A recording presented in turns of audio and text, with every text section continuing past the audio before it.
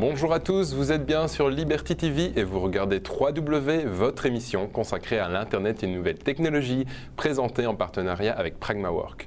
L'émission du jour est consacrée à ceux qui l'ont fait, à ceux qui ont osé franchir le pas.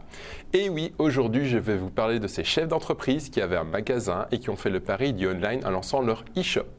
Comment, pourquoi est-ce que c'est difficile? Vous allez avoir toutes les bonnes réponses à toutes les bonnes questions grâce à Fabien et à son site web www.dicté-center.com. Fabien, bonjour. Bonjour Brice. Bienvenue sur le plateau de 3W. Merci.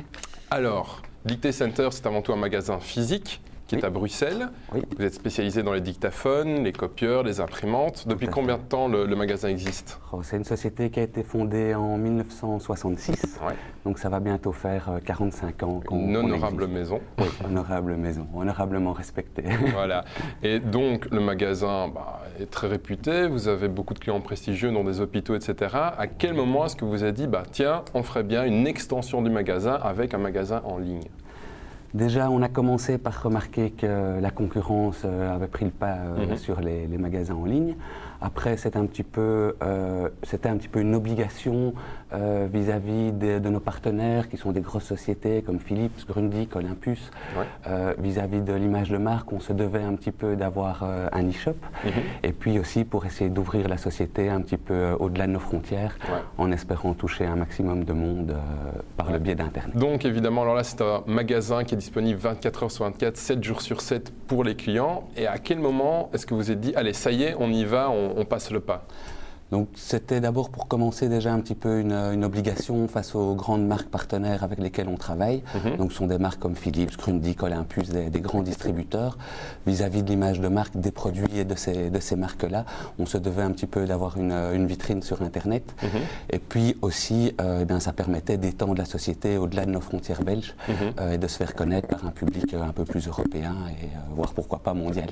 Ah, de belles ambitions pour ce site alors. On essaye. Et à quel moment est-ce que vous avez vraiment franchi le pas? Parce que je suppose qu'il y a une période de réflexion. Vous avez commencé à réfléchir à ça quand? À quelle date à peu près? Oh, ça fait un petit temps qu'on y réfléchit. On a d'abord commencé par créer un simple site Internet, donc sans vente par le biais du site. Et puis, on s'est quand même dit que ça fait 3-4 ans qu'on y pense. 3-4 ans. Oui, qu'on y pense. Et maintenant, on a vraiment fait le pas, on s'est lancé. Et qu'est-ce qui a fait que vous avez le déclic et vous vous êtes dit, maintenant, on y va, on le fait? Ça a été aussi la rencontre avec une société qui travaille dans ce domaine, donc qui nous a dit mais c'est pas si compliqué, on peut se lancer facilement, c'est pas spécialement d'énormes budgets. Et bon, ça nous a vraiment lancé vers le Parce qu'en fait, la création d'un e-shop, le plus gros travail, c'est d'abord c'est mettre toutes les données, donc il fallait que vous ayez tous vos modèles, les photos. Les textes, ensuite ils font la plateforme, et puis ce qui bloque aussi un petit peu parfois, ce sont les commerçants qui n'ont pas encore le paiement Banque Contact. Non, donc ça faut peut-être un petit peu expliquer aux téléspectateurs que si on n'a pas le Banque Contact au magasin, il va falloir payer pour l'avoir, etc. Et ça fait des coûts supplémentaires. Vous l'aviez déjà, donc il suffisait juste de brancher sur le site web pour pouvoir créer le e-shop.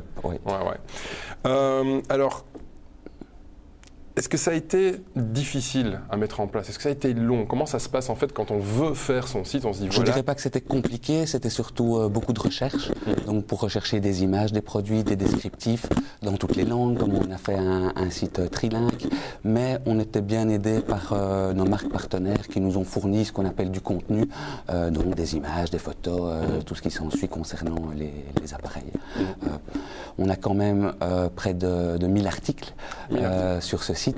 Donc c'est beaucoup d'encodage. C'est beaucoup d'encodage et c'est beaucoup de recherche auparavant. On a mis une petite équipe sur ce projet et ça a été bouclé en quelques mois.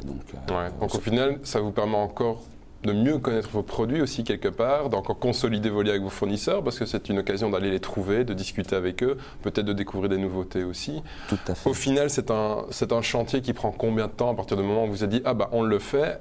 Combien de temps est-ce qu'il a fallu pour avoir ce site fonctionnel? Je dirais en 3-4 mois, c'était bouclé. Donc c'est quand même 3-4 ans pour se décider. En 3-4 mois, c'était assez synchro au fond. C'est sûr, c'est sûr. Ok, bon, on va t'abandonner quelques instants parce qu'on va faire un petit détour par l'actualité de la semaine, puis on revient vers toi pour finir avec quelques questions. Ok, tout de suite. L'actu de la semaine est plutôt calme. Pas de remous chez Microsoft, pas de nouveaux gadgets signés Apple, pas même un nouveau service signé Google. Bref, de quoi être à court de sujets pour l'actu de 3W. Heureusement, Facebook a tenu la conférence développeur Facebook F8.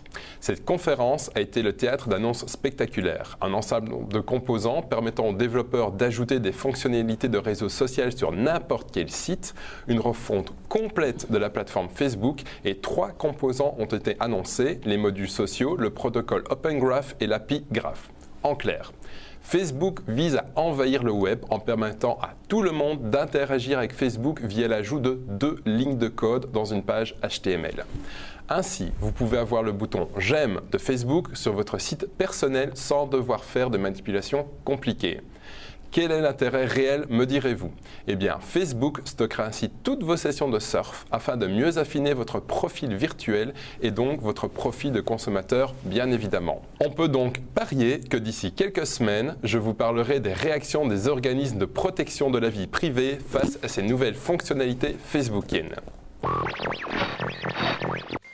Pour finir cette très courte séquence consacrée à l'actualité du web, un site web que vous devez absolument visiter, www.davidken.com/category/personnel/lol-project. David Ken est un photographe renommé, notamment dans le monde de la mode. David Ken est apprécié pour son style à la fois sincère et élégant, un style qu'il exploite aussi dans des projets personnels tels que le LOL Project. Le LOL Project, c'est donc tout simplement un site web qui regroupe des sourires et qui n'a donc d'autres ambitions que de vous mettre de bonne humeur. Un très beau projet donc à visiter obligatoirement. Fabien, on revient à toi et à ton site web www.dicté-center.com. Alors, il y a des gens qui te regardent, des entrepreneurs. Quels conseils aurais-tu à leur donner s'ils ont envie de se lancer? Il ne faut pas avoir peur. On a souvent peur du travail que ça va engendrer et surtout, on est souvent pas très optimiste sur les résultats. Nous, on a été surpris en quelques jours, avant même que notre site soit référencé sur les grands moteurs de recherche qu'on connaît tous, du résultat que ça a apporté. Donc, en un mot, foncez. Ouais, foncez. Surtout qu'il y a vraiment de la place pour les gens qui sont spécialisés comme toi, parce qu'on entend souvent des gens qui disent oui, il y a du Pixmania, il y a du LC, il y a du Amazon, etc. Mais c'est vrai que les gens aiment aller vers des spécialistes et que les marchés de niche, en fait, ce que vous faites depuis des années, le succès du magasin, en fait, se reproduit naturellement sur Internet parce que l'économie Internet n'est pas différente de l'économie classique, ce que souvent les gens oublient, en fait. C'est sûr. Et puis, il y a souvent des gens qui, il y a une catégorie de gens qui vont chercher un prix et qui vont fatalement se diriger vers des grossistes ou des choses comme LDLC et tout ça. Et puis, il y a les gens qui vont chercher des vrais professionnels, qui vont étudier une solution pour eux, qui vont être tout le temps disponibles, leur apporter des réponses à leurs questions. Et là, évidemment, on est là pour tous ces gens-là. Ouais, et toutes ces informations, évidemment, on les retrouve sur le site web. On va retrouver également des témoignages de déploiements que vous avez faits, etc. Entre autres dans les hôpitaux, je pense. Principalement dans les hôpitaux, dans des gros cabinets d'avocats, la Cour constitutionnelle à Bruxelles. Voilà. On a toutes des références comme ça. Ok, donc conclusion, allez-y, foncez, ça vaut la peine. Ça vaut la peine. Et ce n'est pas difficile. Ce n'est pas difficile. Non. Ok, ce sont les mots de la fin, des mots très positifs pour ceux qui veulent passer aussi à l'e-commerce. Merci d'avoir été présent sur 3W, merci pour ton témoignage et tes explications. Merci Brice. Voilà, 3W, c'est fini pour aujourd'hui. J'espère que vous avez passé un agréable et instructif moment en notre compagnie. Vous retrouverez tous les liens des sites web évoqués pendant l'émission sur www.pragmawork.com/3W. Merci pour votre fidélité et excellente journée à tous sur Liberty TV.